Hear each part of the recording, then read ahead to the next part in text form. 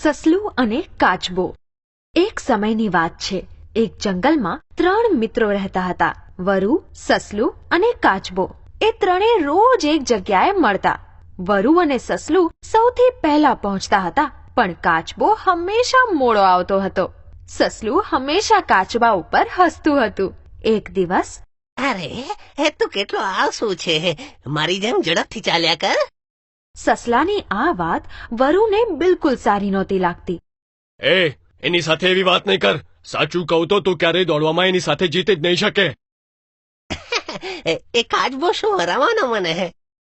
એમ આટલો અહંકાર? ચાલો એક દોડવાની પ્રતિયોગિતા રાખીએ, જોઈએ છીએ કોણ જીતે છે.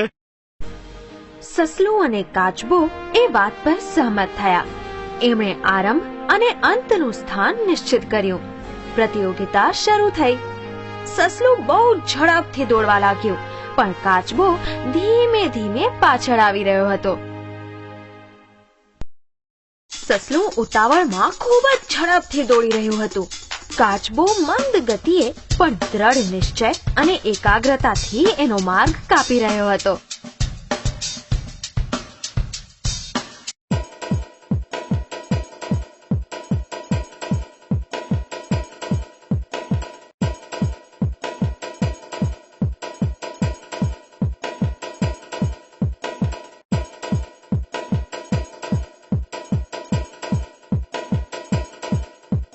થોડીવાર પછી સસલું થાકી ગયું. એણે પાછળ ફરીને જોયું તો કાચબો ક્યાંય દેખાઈ નતો રહ્યો. ત્યારે સસલાએ વિચાર્યું, એ મારાથી ક્યારેય નહીં જીતી શકે, થોડો આરામ કરી લઉં. એટલું વિચારીને સસલું એક મોટા ઝાડના છાયામાં ભર ઊંઘમાં સૂઈ ગયું. થોડીવાર પછી ધીમે ધીમે કાચબો એ ઝાડની પાસે પહોંચ્યો જ્યાં સસલું સૂઈ રહ્યું હતું. એણે જોયું કે સસલું ભર ઊંઘમાં સૂઈ રહ્યું છે, પણ એ એની ઝડપે વગર અટકે એના સ્થાન તરફ વધવા લાગ્યો.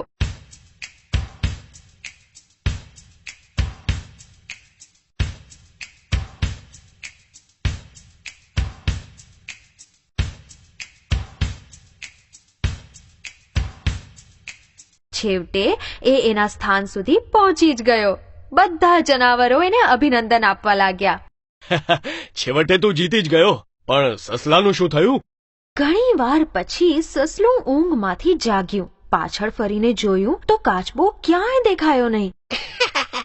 એ આળસુ કાચબો તો દેખાતો પણ નથી. ભલા મારી સાથે કોણ જીતી શકે છે?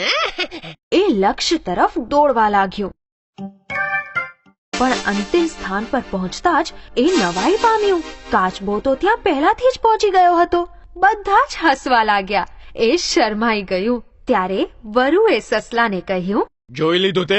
તારું ઘમંડ તારા લક્ષ્યમાં અડચણ બની ગયું. કાચબાએ ધીમેથી જ ભલે પણ ધ્યાનથી પોતાનું લક્ષ્ય પ્રાપ્ત કરી લીધું. એ જીતી ગયો. ક્યારેય કોઈને ઓછા ન સમજતો અને નીચા દેખાડવાનો પ્રયત્ન નહીં કરતો, સમજ્યો?